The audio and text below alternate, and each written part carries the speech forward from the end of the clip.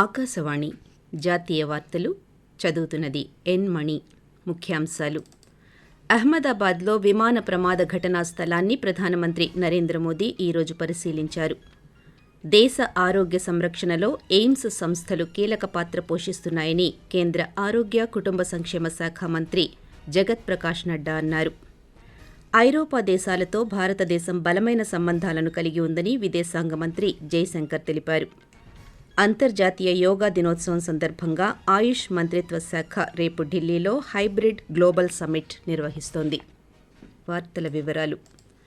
అహ్మదాబాద్లో విమాన ప్రమాద ఘటనా స్థలాన్ని ప్రధానమంత్రి నరేంద్ర మోదీ ఈరోజు పరిశీలించారు.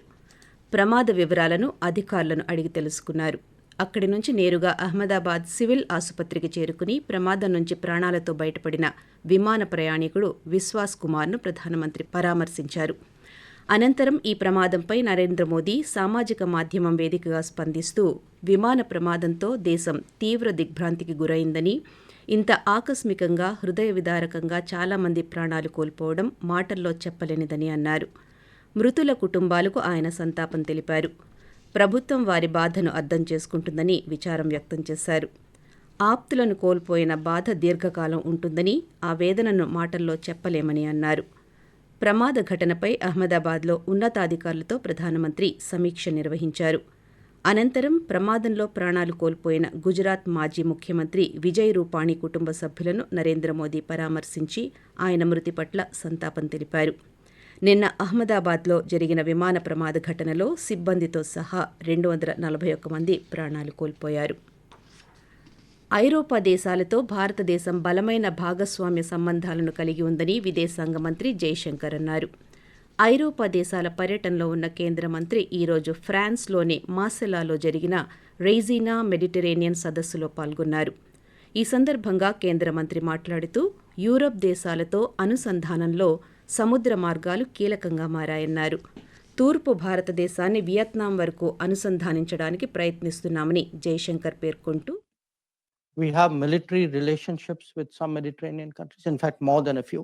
Our water technology has been significantly influenced by a Mediterranean country. Many of our submarine cables go through the Mediterranean.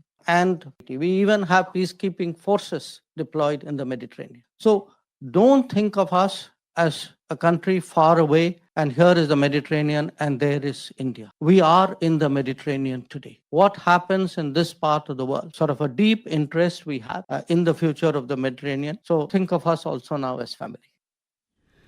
ప్రపంచవ్యాప్తంగా యోగాను ఆరోగ్య సాధనంగా ప్రోత్సహించడంలో నరేంద్ర మోదీ ప్రభుత్వం నిరంతరం కృషి చేస్తోందని కేంద్ర ఆయుష్ శాఖ సహాయ మంత్రి ప్రతాప్ రావ్ జాదవ్ అన్నారు. ఈరోజు ఢిల్లీలో ఆకాశవాణితో కేంద్ర సహాయ మంత్రి మాట్లాడుతూ 2014లో ఆయుష్ మంత్రిత్వ శాఖ ఏర్పడినప్పటి నుండి భారతదేశం యోగా సంస్థాగతీకరణలో గణనీయమైన పురోగతి సాధించిందన్నారు. పని సంబంధిత ఒత్తిడిని ఎదుర్కోవడానికి నిపుణులు సూచించిన 5 నిమిషాల గైడెడ్ యోగా మాడ్యూల్ ఎంతగానో దోహదపడుతుందని ఆయన వివరించారు. ఇరాన్, ఇజ్రాయెల్ దేశాల దాడుల నేపథ్యంలో గగనతల పరిస్థితుల దృష్ట్యా ఎయిర్ ఇండియా 16 అంతర్జాతీయ విమానాలను దారి మళ్లించామని వెల్లడించింది. ప్రయాణికులకు అన్ని రకాల వసతులు కల్పించేందుకు ప్రయత్నాలు చేస్తున్నామని తెలిపింది. వారిని వారి గమ్యస్థానాలకు చేర్చడానికి ప్రత్యామ్నాయ ఏర్పాట్లు చేస్తున్నట్టు సామాజిక మాధ్యమంలో పేర్కొంది. ఈ విమానాలలో ప్రయాణించే ప్రయాణికులకు రద్దు, ఉచిత రీషెడ్యూలింగ్పై తిరిగి చెల్లింపులను కూడా అందిస్తోంది. ప్రయాణికులు తమ విమానాల తాజా స్థితిని ఎయిర్ ఇండియా వెబ్సైట్లో చూడాలని సూచించింది. ఆకాశవాణి జాతీయ వార్తలు వింటున్నారు.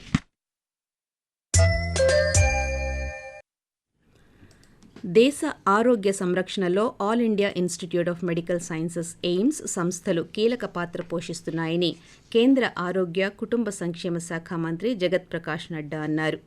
ఈరోజు నాగ్పూర్లోని ఆల్ ఎయిమ్స్లో ఉత్తమ పద్ధతులు అనే అంశంపై జరిగిన మొదటి కాన్క్లేవ్లో కేంద్ర మంత్రి దృశ్య మాధ్యమం ద్వారా పాల్గొని ప్రసంగించారు. జాతీయ ప్రాముఖ్యత సంస్థలైన ఎయిమ్స్లో అధునాతన క్లినికల్ కేర్, అధిక నాణ్యత గల వైద్య విద్య, పరిశోధన నైపుణ్యాన్ని కలిగి ఉన్నాయన్నారు.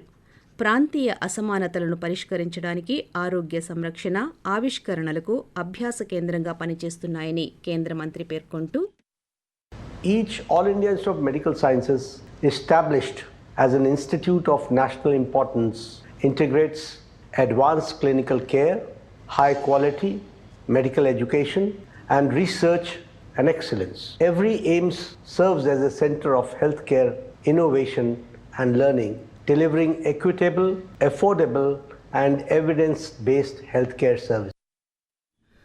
అంతర్జాతీయ యోగా దినోత్సవం సందర్భంగా ఆయుష్ మంత్రిత్వ శాఖ రేపు ఢిల్లీలో హైబ్రిడ్ గ్లోబల్ సమ్మిట్ నిర్వహిస్తుంది. ఒక భూమి ఒకే ఆరోగ్యం నినాదంతో ఈ కార్యక్రమాన్ని చేపడుతోంది.